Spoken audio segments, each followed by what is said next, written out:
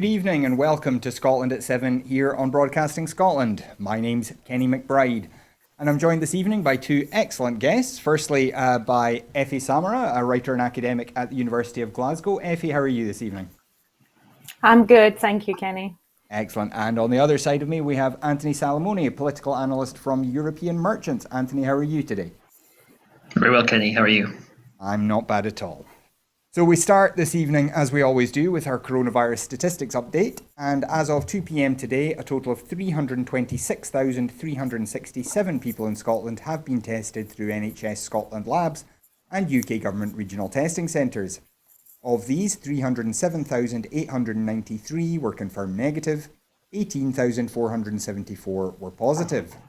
There were 22 new confirmed cases of COVID-19 today, and there have been 0 new reported deaths of people who have tested positive today. This will, of course, be an underestimate of the number of cases, as not everyone with the virus will necessarily display symptoms, and not necessarily everybody who has symptoms will be tested. Although, again, we must urge you, if you do show symptoms at all, please do book a test as quickly as you can. Of the people who have tested positive, 303 people were in hospital last night. 4 of those were in intensive care, plus 16 more in intensive care with suspected COVID-19. The number of patients in Scotland who have died from complications caused by the coronavirus infection remains at 2,491. This number only includes those who have died in hospital, having received a positive test for the virus. The latest UK daily figures available show 45,422 patients who tested positive for COVID-19 have sadly died from their illness, an increase of 110. This number refers to deaths in all settings, not just those in hospitals.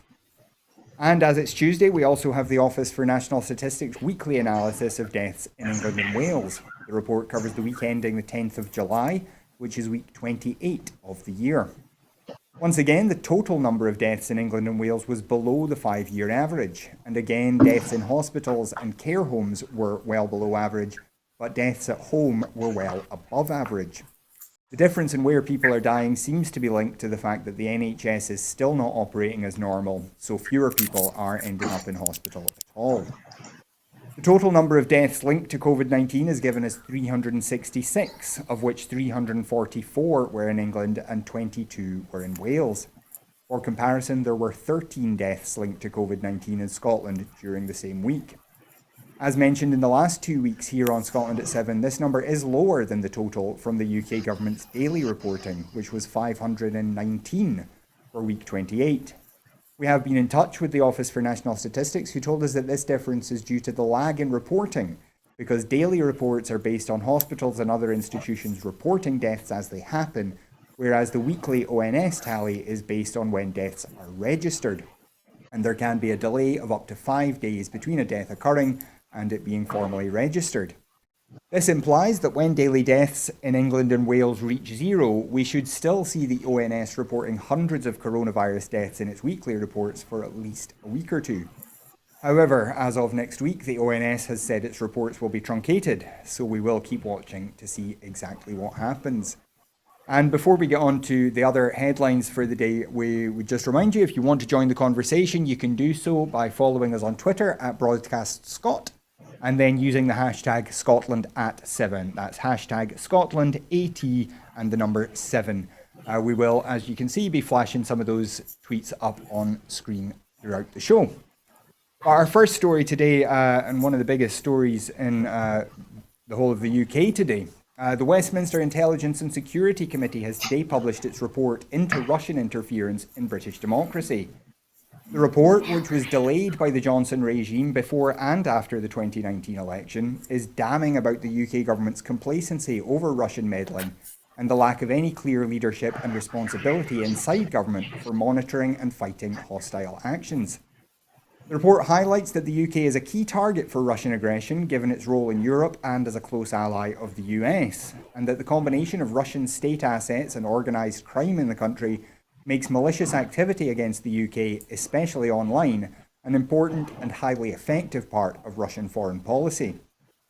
The committee expressed concern that there is no single organisation in the UK with responsibility for protecting the democratic process, and that the Electoral Commission and the Department for Culture, Media and Sport simply do not have the tools to combat foreign interference.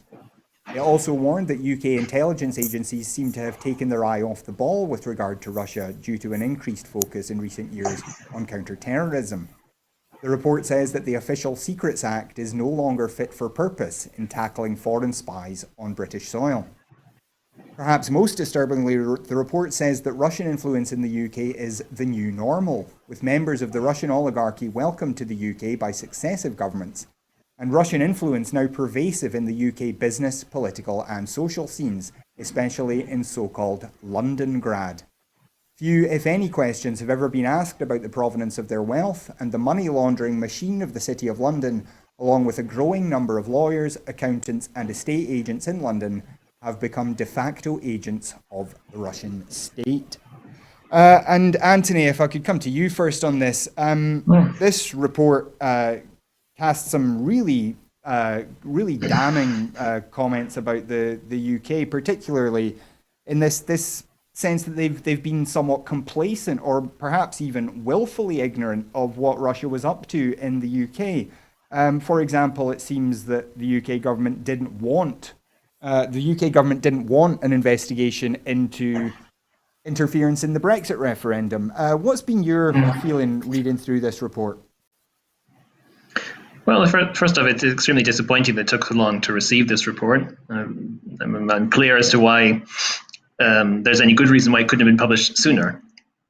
I don't think it's very surprising to learn that Russia is interested in interfering in the UK's democratic processes. That has been a key part of Russian external action, as it were, for some time. But I think the report certainly highlights the extent to which London has become a focal point for Russia's interference and engagement. I think it's important to consider this in the bigger picture as the report seeks to do. This is not a question of people, spies who are so easy to point out, or just actively engaging in espionage. It's a much more subtle, pervasive style of interference, which involves business people, which involves money, which involves cultivating influence within the various elites in London and perhaps beyond. And therefore, it's not something that you can easily identify and put in a box. And accordingly, your response has to be much more comprehensive and subtle. But it also points out to the fact that the only way to effectively counter this kind of interference is for countries to work together. Obviously, for the UK, could have worked within the European Union. Now, their job is to try to work with the European Union from the outside, indeed wider allies, to demonstrate that it would be really worthwhile to try and move beyond this kind of behavior.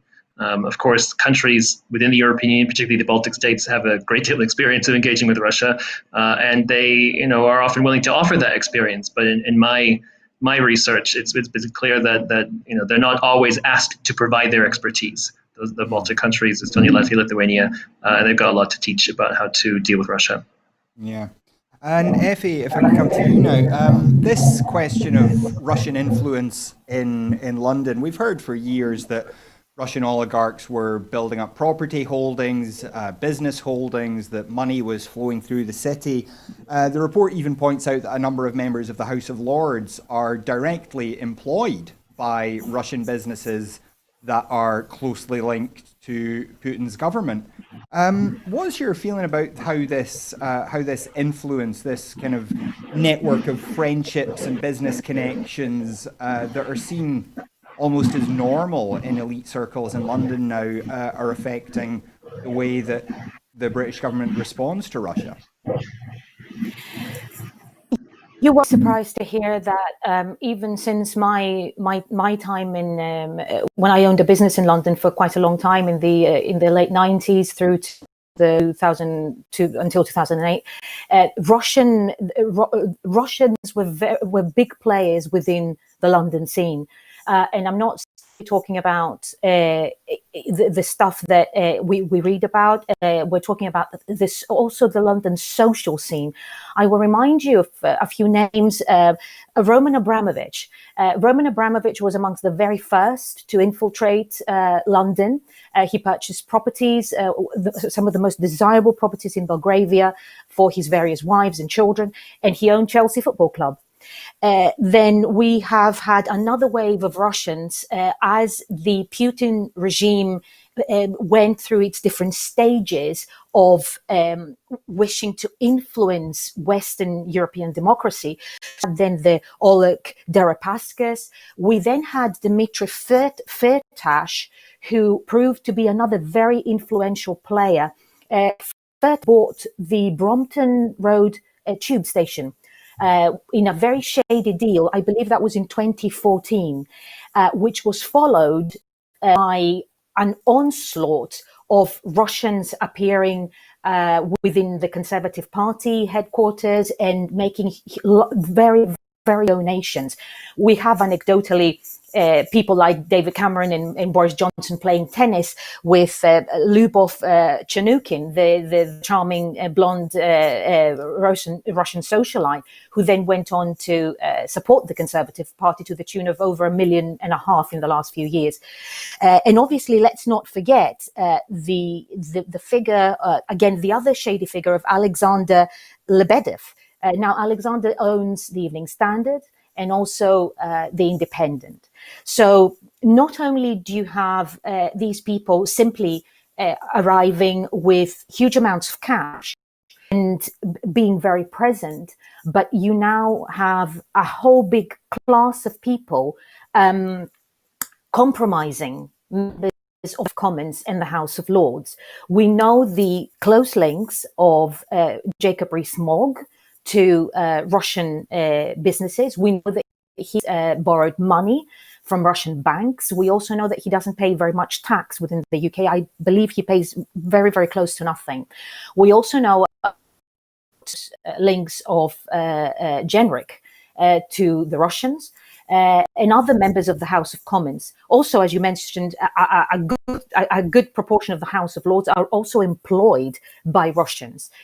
So this has been a process going on for a good 20 years now. It didn't start yesterday. I think I mentioned previously on the program, my business was very closely situated to Old Bond Street. And I recall the night when Litvinenko was poisoned in the Japanese restaurant on Piccadilly, and the police presence and the shock that followed his poisoning, because he took a selfie, I think, of himself dying in a hospital bed, and he made that very, very clear. But nothing actually happened in successive roles of Tory government. So the infiltration has welcomed. It has happened in a very strategic manner, and it is now at the point where personally, the report does not surprise me at all. I will refer you back to the words of Sir Christopher Steele, who said there was a lack of curiosity. I believe that's the word that he used on behalf of the May government as regarded Russian affairs at the time. So it wasn't a lack of curiosity. It's the fact that they're compromised, and they're very, very heavily compromised. Anecdotally, we know about Boris Johnson's presence in Lebedev's big vineyard in Italy only a year or two ago, without his security detail, and you simply don't do that. So they are very, very present. They're not simply present in the UK, they're also present in the US to an extent which should worry us all. And I will be very interested to see now what the reaction will be of the Labour Party, although obviously in terms of parliamentary presence, they don't hold a majority. It'll be very, very difficult. But this will not be an easy question to deal with in the months and years to come. And Anthony, coming back to you now, the report talks about Russia's kind of resurgence under Putin. And their intention to become another great power. That's their one of their key goals, is to be seen as this resurgent great power of the world. trying to regain some influence in much of what was the USSR. What's been the reaction around the rest of Europe to this kind of policy of the Russians, particularly when we see them interfering in Ukraine? We heard recently that there were Russian influences in protests in Serbia. What's the reaction been around the rest of Europe to this? Well, I think you're quite right that it seems clear that Vladimir Putin desires for a Russia of the past that sees the fall of the Soviet Union as a great tragedy, and that it's time to sort of reinvent Russia's place in the world more in that kind of image, which doesn't align with the reality of the fact that the Russian economy is, the last I checked, smaller than the economy of Italy. So when we compare Russia to the European Union, Russia to the United States, Russia to China, Russia is not as important as it used to be, save for the fact that it's a nuclear armed state, it's a permanent member of the UN Security Council, and of course, its abundance of natural resources.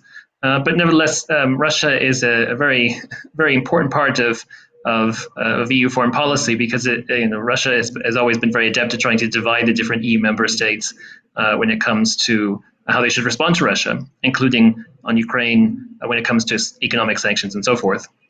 So let's just say that Russia supplies a lot of oil and gas to member states in the eastern part of the European Union. They're highly dependent upon that. Russia has extensive business links, of course, with German firms, also with Italian firms as well. And you'll see that Italy is particularly under the previous government, the right-wing government. The Italian government was much more hesitant about extending the economic sanctions on Ukraine. And then, of course, you've got more hardline states like France, like the UK used to be, was in the European, who wanted to be more proactive in countering Russia's attempts at rewriting history, both in terms of people's opinions, but also in terms of territory, in terms of its seizure of Crimea and Sevastopol. So I think that, and then of course you've got countries like Poland and the Baltic states who are extremely concerned about Russia, saw what happened in Crimea, fear that might happen to them, even though they're part of NATO. And then of course you add into the mix President Trump and his unconventional foreign policy, his clear admiration of Vladimir Putin, his lack of commitment to NATO. It certainly makes for a worrying picture, but of course the European always has many things to deal with, not just Russia, and not least with the coronavirus pandemic. So no, Russia has always been adept at dividing the EU member states. The question is trying to hold them together and to have a coherent foreign policy. But to be frank, that's always been one of the EU's greatest challenges. Foreign policy is an area where the member states still largely have space to operate on their own. Getting all 27 countries to agree on foreign policy, not just on the general principles, but on the specific details and action, is always difficult, and it's sometimes difficult when it comes to Russia as well. Mm-hmm. And I mean, there is some prima facie evidence that there was Russian interference in the Brexit referendum. Is that a kind of key Russian foreign policy goal then, to try and break up the EU, to try and turn members against each other? Well, I mean, it's hard to say definitively, but if you were just to think in general terms, yes, of course, it would certainly be to Russia's advantage, one, to see the European Union weakened, and also, of course, to see NATO weakened. I mean, it's perfectly obvious that the gradual expansion of NATO over the past sort of 10, 15, 20 years is something which has vexed the Russian government to an extraordinary extent. I often wonder if to the extent that's been appreciated by NATO capitals. But in any case, yes, of course, Russia would be happy to see either of those institutions weakened. And indeed, for the Baltic states, they're both crucial. They both play different roles. Of course, the European Union is more economically oriented, and NATO is more military oriented. But they both play important roles in providing stability and security to countries in Central and Eastern Europe, particularly in Eastern Europe. Yeah, of course, it would make sense that it would advantage Russia to see the European Union weakened. But of course, the European Union has not been weakened. I mean, Brexit was something that was very disappointing to the EU27. Of course, disappointing to many people here as well. But the European Union has continued. There was no Brexit contagion as expected. No other country is even close to considering in a meaningful way of leaving the EU. And of course, the EU has shown that it as it has done yesterday, agreeing a 750 billion euro coronavirus response fund, that it can take difficult decisions when necessary, find compromises, and move the European project forward. And before we do go on to our next story, we should point out that despite reports in other media, the report does not indicate any huge Russian interference in the Scottish referendum. It does mention Scotland 3 times, once in a footnote, pointing out that the Russian media had promoted the conspiracy theories that the vote was rigged after the event. We will also note that David Cameron notably invited Vladimir Putin to interfere in the vote. However, we move on, and the SNP has renewed calls on the Tory government to deliver the powers and funds needed to protect jobs, as new analysis shows UK households have experienced the biggest immediate income shock since the mid-70s, with further shocks still to come. A new report from the Resolution Foundation shows that the overall stagnation of income growth between 2016 and 2019, followed by the COVID-induced economic crisis, has caused typical working age incomes to fall by 4.5%. The biggest short-term income drop since the oil crisis-induced inflation spikes of the mid-1970s. The report warns that the threat of a further living standards squeeze is far from over, as over 1 million furloughed workers are at risk of losing their jobs completely if the UK government presses ahead with plans to end the job retention scheme in October. Many workers will move from the JRS, where a worker on £20,000 can currently expect to receive 83% of their income, to universal credit, where they would receive just 29%. On top of this, the UK government plans to withdraw the recent increase to universal credit next April, which would mean an income cut of over £1,000 for over 6 million households, at a time when the UK could be facing the aftermath of a second wave of infections. The report also highlights that it will be poorer households most at risk from a second wave of unemployment. Almost 1 in 4 workers in the poorest households are employed in retail, hospitality and leisure, the sectors most at risk of widespread redundancies, compared to just 1 in 10 workers in the highest income households. And Effie, coming to you first here, this is probably not a shock to most people, but the numbers still paint a pretty stark picture of the economic crisis that people are going to be facing for a long time to come. Yes, Kenny, it is. And I regret to say that most of it's a choice. Austerity was a choice made by the Tory government. We know that ideologically they have always sought, as is the more pure Anglo-Atlanticist view of the world, to moralize about poverty and stigmatize poverty in a way that they feel it's their ideology. So what is going to ensue as a result of COVID is not something that is not expected, given the severity of the pandemic, given also the predictability of a contagious disease, the likes of which we have not really known in our generation. Now, the United Kingdom, as in terms of its clout as a very large country, not a very large country, sorry, it's a medium-sized country, but a former imperial power, could have chosen to do this differently.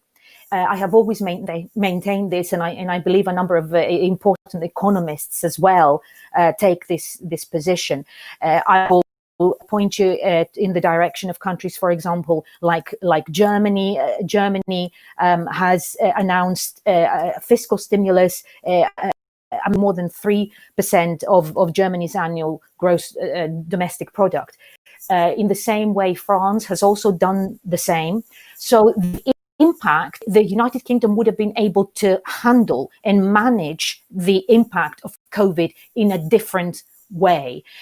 Elect to withdraw some of the very, very basic benefits to the poorest and most disadvantaged groups of people, hopefully will come back to bite them. But again, given the parliamentary majority of the Tory party at the moment and the different apparatuses of government that they have at their disposal, it's very hard to think how they could be challenged on this. I will just repeat my thoughts on.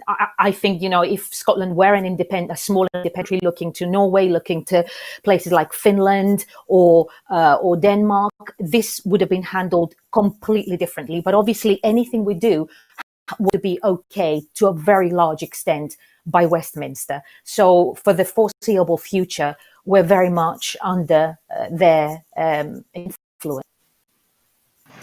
Well, we move on, and the SNP has said that Scottish Tory MPs are rubber stamping the biggest attack on devolution in the history of the Scottish Parliament, after the Tory government forced through its trade bill, which sidelines the devolved nations from trade talks and threatens to set a precedent of devolved administrations being overridden in devolved areas. Tory MPs, including all 6 Scottish Tories, voted down SNP amendments which would have enshrined protections for the NHS, food and consumer standards in law, and ensured the Scottish Government and other devolved administrations had a central role in negotiations. These votes by the UK Government directly contradict the claims of Scottish Secretary Alistair Jack on Sunday, who said that legislative consent from the devolved parliaments would absolutely be required for UK-wide changes to these regulations. And Anthony, this international trade obviously is something you take some interest in. This idea of the internal market and the argument that some Tories have made that the involving devolved governments is impossible is kind of disproved by the experience of countries like Belgium in European trade negotiations, isn't it? Absolutely. Yes, it's perfectly possible to have different parts of a state work together when it comes to joining their domestic competences and engaging internationally. Yes. So yes, if you look at a country like Belgium, sure. Less to an extent because obviously the EU will conduct its trade negotiations, but also countries like Canada, where the various provinces and territories have a substantive input into what the federal government does when it takes forward international trade negotiations. Yes, it's perfectly possible to do that. The main obstacle why the UK government is not moving in that direction is because Whitehall does not have that culture of wanting to actively involve the devolved governments in what it believes to be its own competences. I think that's perfectly clear when it comes to matters like trade, like relations with the European Union, like foreign policy generally. The UK government, is content with the line that this is a reserved area. We're going to go ahead and do what we think we want to do, and that's that. And that is not a good way to govern. It does not reflect the reality. So much of trade agreements these days cut across so many different domains, including domains which are the responsibility of the Scottish Government and the Scottish Parliament, so it would be right for them to be involved. And also, of course, that the Scottish Government will have responsibility for implementing the contents of whatever trade deals are struck. And it would be foolish and undemocratic not to have them involved. Mm-hmm. And Effie, this, going back to the 2014 referendum, this is how Philippa Whitford became involved in the campaign when she made that powerful speech explaining that in the event of trade deals being done that compromised, that opened up the healthcare sector, it could end up affecting Scotland even though Scotland didn't want it. How big an impact do you think this is going to have on the people of Scotland in terms of how they respond to this fairly clear power grab? I've got to say, I was quite shocked yesterday to see, although you kind of know where the Tories stand in regards to private health care and all that stuff. I was very shocked to see the vote and to contemplate the actual severity of this. They have been told and they have been instructed by the powers that be, by Cummings and his friends, that this is now the way to go. The NHS will be privatized. There was a vote. For anyone who's in any doubt about this, there was a vote last night in Parliament, and they won by, I think, about 336 votes or something like this. So in regards to Scotland, Penny, England is a totally different ballgame. And, I've lived the majority of most of my life in England and all around London. So I almost have a feel of what things are like, especially for the south of England and the Thames Valley. There will be people who are already conditioned into the ideas of, if you like, private healthcare or semi-private healthcare, dental services, for example, children's dental services and eye tests and things like that. People already pay for this. So there will be a totally different reaction. Scotland was the first country to actually implement the National Health Service. That happened before it happened in England. So historically, Scotland is very attached to its National Health Service. I am sensing that this particular item will see a brutal and immediate reaction once people realize what it actually means. It means opening up procurement, opening up services, and it won't happen all in one go. It will happen progressively. Announcement about this. US companies will be allowed in gradually. You're talking pharmaceuticals. You're also talking about choice for the treatment of different diseases. For example, under EU law, we have access to the best for free, to put it very bluntly and simply. Under the new Brexit regime, this will not at all be the case. There will be a selection process according to how much money you have and what you can pay for. It remains to be seen exactly how this will be implemented. But healthcare, the actual landscape of healthcare will change completely over the next 3 to 5 years with the invasion of US services, because this is what it's all about. You won't be getting many Italian or French companies, although you may see some of that, but it's mostly to do with the US. I think my instinct says, and my knowledge of Scotland, that the reaction will be quite immediate to this particular item in regards to healthcare. Well, speaking of healthcare, the Scottish Government has announced a pay award of 2.8%, backdated to the 1st of April of this year, for NHS Scotland medical and dental staff, general medical practitioners and general dental practitioners. The increase will be included in September salaries, with back pay added as soon as possible. Health Secretary Jean Freeman said, "The continued hard work and dedication of staff makes our NHS the treasured institution it is, and ensures that the people of Scotland continue to receive world-class healthcare. This uplift demonstrates that we fully value all our medical and dental staff and the important contribution they make. It's crucial that we continue to not only recruit and build our future NHS workforce, but also retain expertise within NHS Scotland. This announcement means that our senior medical staff will continue to be the best paid in the UK. This will help to ensure that NHS Scotland remains an attractive employment option for medical and dental staff." So, Anthony, given that the UK government said that during the pandemic was not the time for a discussion about pay awards for nurses, this is quite good news for people working in Scotland, isn't it? Absolutely. Health and social care workers have been the absolute front line of this coronavirus pandemic, and it's wonderful to hear that they'll receive a pay rise. I can't imagine the stress and the challenging circumstances in which they're working and the lives they're saving, and it's nice to hear. Of course, other countries in Europe have also given pay rises to healthcare workers. It was announced in France a few days ago after quite extensive negotiations. So yes, it's perfectly possible, and if the government want to get on board, then I'm sure the people would appreciate it.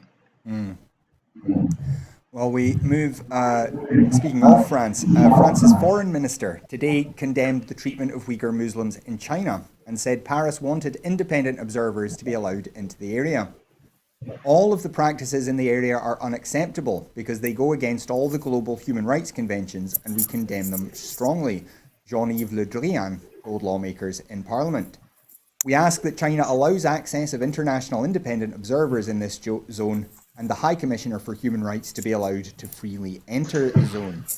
Effie, this ongoing issue in Xinjiang province, where the Uyghur Muslims appear to be being treated extremely badly by the Chinese government, is a real concern. How likely do you think it is that France's demands that people from the international community get in to observe are going to be listened to by China? Well, China is known for its secretive practices. It's very hard to predict the reaction of the Chinese.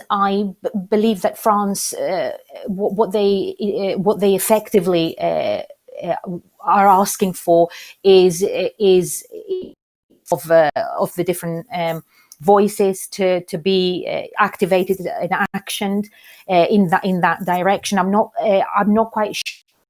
Me if I'm wrong, if there's been a concrete proposal about how this was going to be implemented.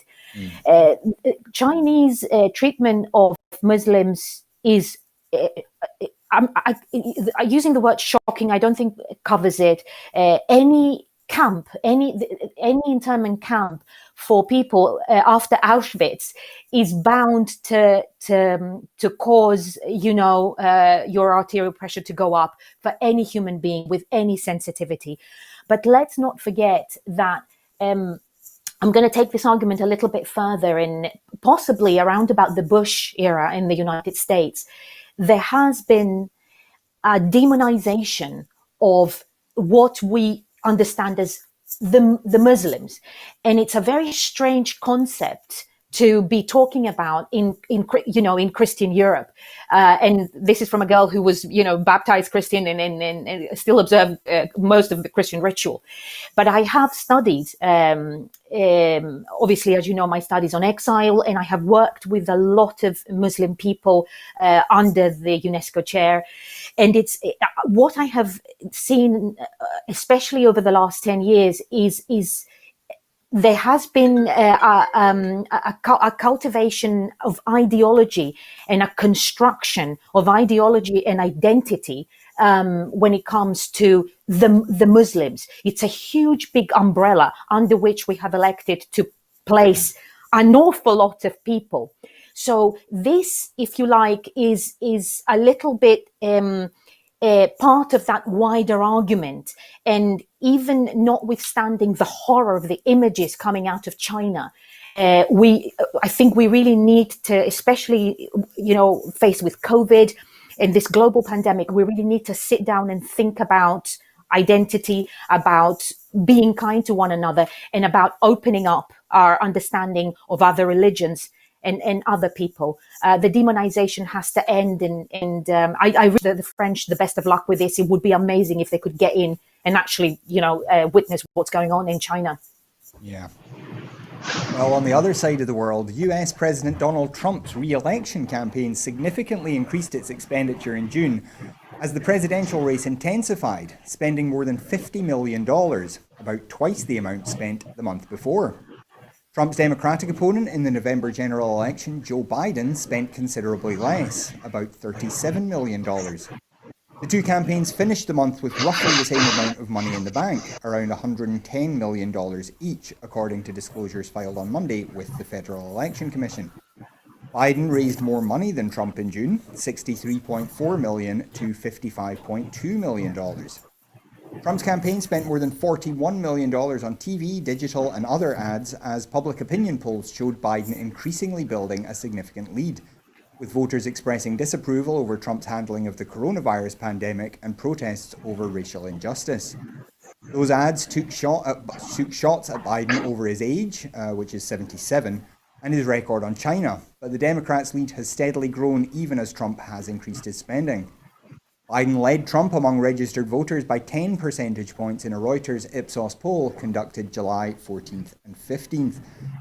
Anthony, this is a lot of money to be spending on elections. I mean, it's eye-watering when we compare it to the kind of money that we spend in elections here.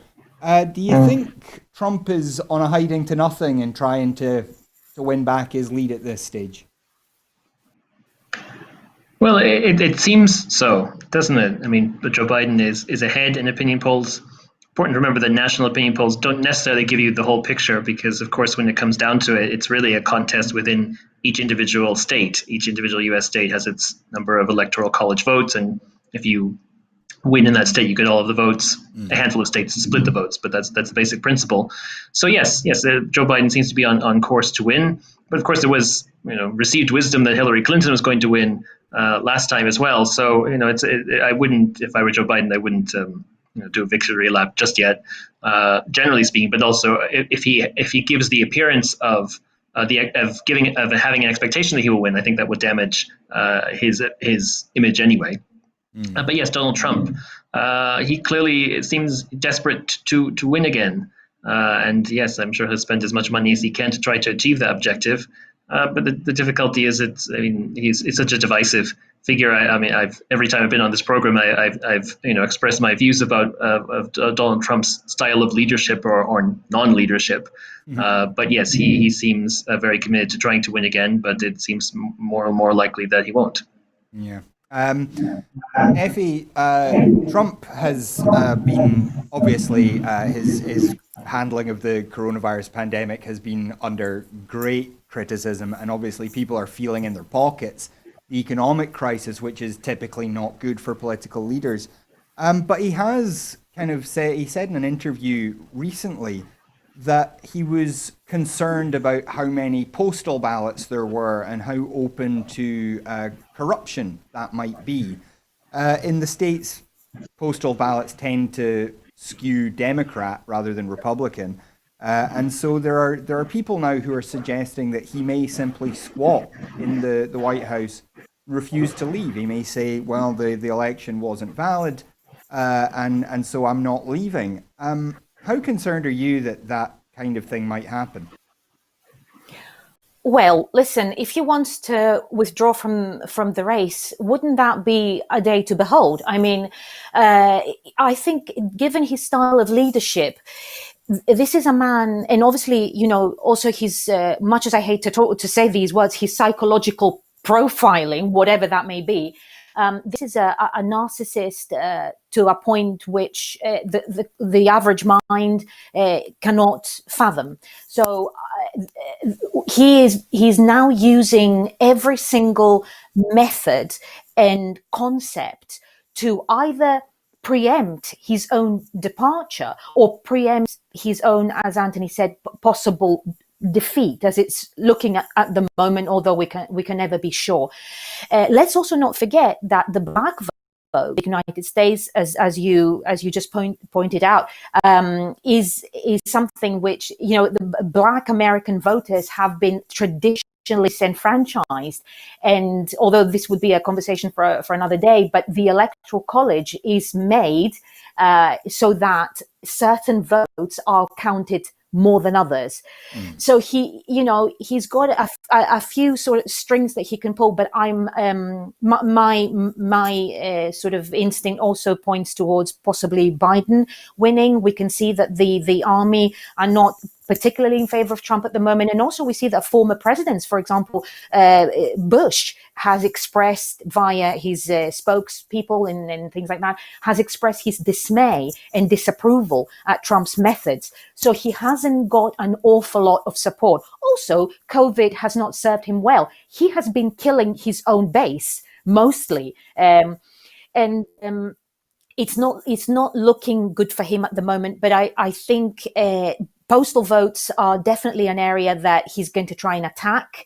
Now, in regards to how states can react to this, whether they can implement the postal voting or whether he can enforce a presidential mandate, which I don't think he can within this very short period of time, I very much hope that he's defeated. Yeah. Well, speaking of COVID-19, South Korean epidemiologists have found that people were more likely to contract the new coronavirus from members of their own households than from contacts outside the home. A study published in the US Centers for Disease Control and Prevention on July 16th looked in detail at 5,706 index patients who had tested positive for the coronavirus and more than 59,000 people who came into contact with them. The findings showed just 2 out of 100 infected people had caught the virus from non-household contacts, while 1 in 10 had contracted the disease from their own families. By age group, the infection rate within the household was higher when the first confirmed cases were teenagers or people in their 60s and 70s. This is probably because these age groups are more likely to be in close contact with family members, as the group is in more need of protection or support. Jong Yun-kyung, director of the Korean Centers for Disease Control and Prevention and one of the authors of the study, told a briefing. Anthony, I mean, this is all useful information. It's not exactly the biggest shock that people are more likely to catch the disease from someone in their family that they're seeing every day than somebody they might meet in the street, is it? No, but I think as we've as the lockdown and other public health measures have been successful in suppressing the virus, of course, the main concern we have is by re-emerging, and linked to that is this question of clusters. That seems to be the main thing we're concerned about now.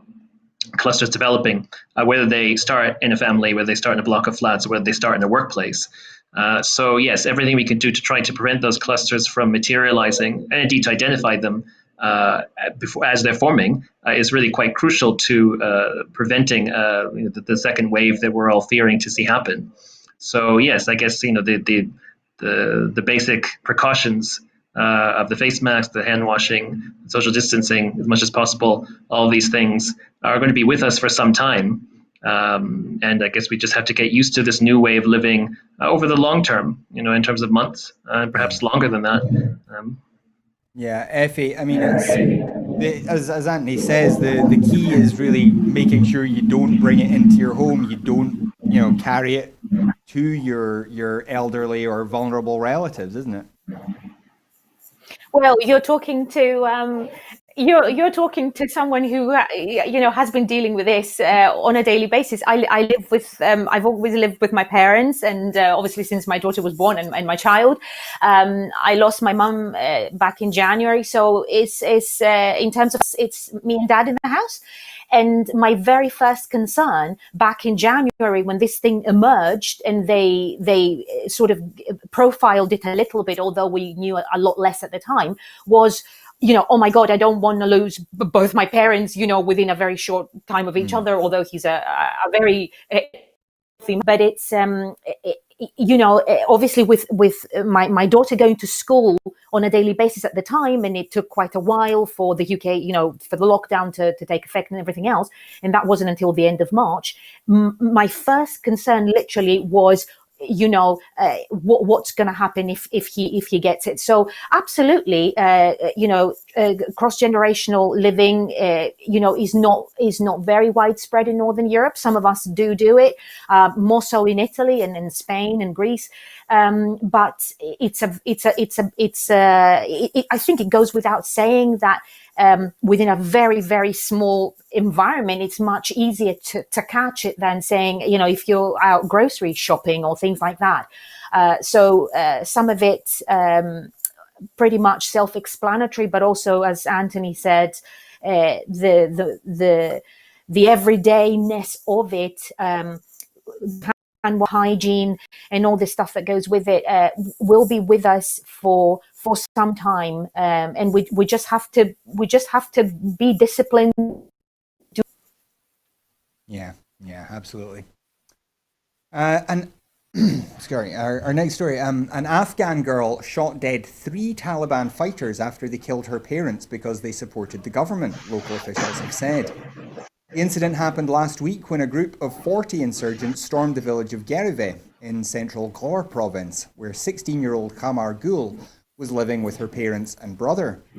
Officials said the fighters, who were looking for Gul's father, knocked on the door at 1 a.m. on the 17th of July.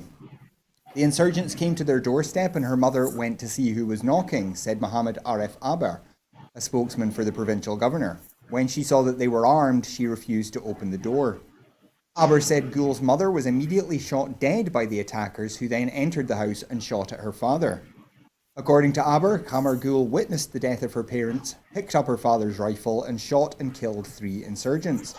She then started a 1-hour battle with the Taliban alongside her 12-year-old brother Habibullah, he added. Several other Taliban fighters reportedly joined the attack, but some villagers and pro-government militiamen expelled them after a gunfight. Afghan officials have taken Kamar Gul and her younger brother to a safe place in the provincial capital. Effie, I mean, we talk so little about Afghanistan now that it's kind of become just background noise. But stories like this really highlight that there is still a lot of violence in the country, and the conflict is not over. No, the conflict is not over in Afghanistan, Kenny, not by a long shot. It's a hugely interesting area, and it has been literally right at the very center of political and social upheaval over the last 30 years. Both the United States and the former USSR, presently Russia, have very big stakes in the country. We know about obviously what happened with the Russian presence there historically, the Mujahideen, and then people coming out of Afghanistan and the conflicts that ensued. What is less spoken of, as usual, is Afghan women. And I can tell you a little bit about Afghan women. Afghan women are truly admirable. They are such a strong, incredibly resilient breed of women that it would be very hard for me to condense within a minute and a half. I will just mention a few names of women that I have heard of or spoken to over the last few years. Halima Sapor, Hasina Rastagar, the attorney, Jamila Saddad, also another attorney, a defender of human rights, Nuria Safi, the journalist Maria Raheen, who have stood up and addressed not just exterior, foreign conflict coming into Afghanistan and seeking to divide, seeking to defund, seeking to strip the country of its natural resources, but also to address women's issues, and they are very present in Afghanistan. I'm really sorry to have to say, some of the women have experienced horrific abuse in Afghanistan. There are certain cultural, if you like, issues where women have to dress in a particular way. Women are expected to behave in a particular way, and the punishment if you don't is pretty extreme and unimaginable. But the resilience and the courage of Afghan women in confronting this and dealing with it and summoning the collective of other Afghan women less fortunate than themselves and trying to give education to young Afghan girls who sometimes are traditionally denied it by the older Afghan generation of men within families. They don't want to see girls out playing or going to school after anybody older than the age of 7 or 8. So some of it is extremely difficult to try and convince these people that it's for the good of these girls that they need to come out and go to school, for example. So perhaps it's something that we can talk about to later in another program. But they are truly admirable. And I'm just looking forward to seeing a picture of the girl. She sounds like an amazing young woman, and good luck to her from now on. Hope she's in a safe place. Yeah, absolutely. And our final story this evening, children under the age of 5 who are displaying potential coronavirus symptoms will be eligible for testing from tomorrow, Wednesday, the 22nd of July. Currently, children under 5 who have potential COVID-19 symptoms are not routinely tested, and a test is only carried out if there is a pressing clinical need to do so. For example, a young child who needs to be admitted to hospital and whose condition may be due to COVID-19, or a young child who is in hospital for some reason whose condition unexpectedly deteriorates. Now, with childcare settings reopening from the 15th of July, children aged under 5 who have COVID-19 symptoms will be eligible for routine testing through all routes, including drive-in regional testing centres, mobile testing units, and by ordering a home test kit. COVID-19 testing for all children under 11 years old should be completed by their parent or carer. Effie, I know you have a daughter. I think she's over 11. But how would you feel about carrying out the test on your children?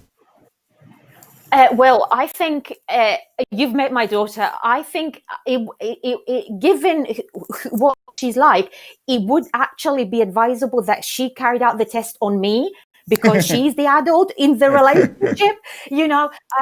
She's much taller than me as well now, so that's another scary thing.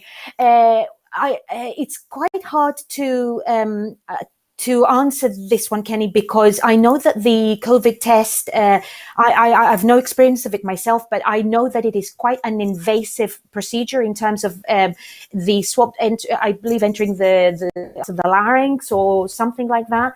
So I'm a bit worried about a parent doing this in terms of actually doing it effectively and whether they will be able to obtain a result. But testing is great news. Expanding testing is fantastic, because we know that children, they themselves, luckily, and happily, do not seem to have bad symptoms. They are vectors and they do spread it. I do welcome this news. I would like just a little bit, maybe more information as to whether a parent is in a position to do this well and say and obtain the swab, as it were, from the right place, and ensure the child's safety and well-being as well. Yeah. Anthony, do you have children? Is this something you would feel comfortable doing? I don't, Kenny. I think testing is important, and we know that. And I suppose it's not feasible to imagine, if we want to do continued mass testing, that we can't expect public health workers to do all of the testing, can we? At some point we need to be doing some of the testing ourselves. And I guess it's just a question of trying to follow the instructions, which I'm sure will be very clear. Ask questions if needed, and try and get it right, because it's important. Yeah, absolutely. I mean, it sounds, as Effie said, it does sound like a really unpleasant test to undergo, and it makes me glad I don't have children that I would have to do the test on myself. But we do wish the best of luck to all parents who are in that position. That is just about all we have time for tonight, unfortunately. So I'd like to thank Effie and Anthony for joining us. It's always a pleasure to have them. And we'd like to thank you at home for joining us as well. The whole point of doing these shows is to have an audience. So thank you very much for joining us. It's difficult to make shows without a lot of money, though. And if you are able to support us financially, we would ask you, please, if you can, you go to broadcastingscotland.scot/register, sign up there as a supporter, and your £5 a month helps us to keep bringing these shows to you. It's the only way we can keep bringing the shows to you. So if you can, please do support us that way. If you can't, please don't worry about that. We know times are tough. We talked earlier about the economic impact of the virus and the ongoing impact of austerity. It's been difficult for a lot of people for a long time. Shows will always be free to view online, though, and you can still help us in a big way by spreading the word about the shows. Follow us on Twitter at Broadcast Scot, find us on Facebook, and then share the shows around from there. Let people know where we are, what we do, and why you support Broadcasting Scotland. The bigger our audience, obviously, the more people we can ask for money otherwise, and that's a big part of how you can help us with there. And also, we are always looking for new people to come and help produce the shows, whether that's working behind the camera, working back in our control room, working as a journalist to prepare the stories, or whether it's working in front of the camera like me or Gordon or some of the other people that we have hosting shows here. We would love to have you. We're already looking towards the election next year, where we want to have people reporting from as many counting centres as possible. And that's going to be a big job to get organised. So if you're interested in getting involved, as we see the lockdown starting to lift, we are able to have a couple more people in here. So do please get in touch with us if you've got any interest at all in helping to make shows with us. That is absolutely all we have time for this evening. So once again, thank you very much to Anthony Salamoni and to Effie Samara. I'll be back again tomorrow at 7 with another Scotland at 7. But until then, please have a wonderful evening. Good night.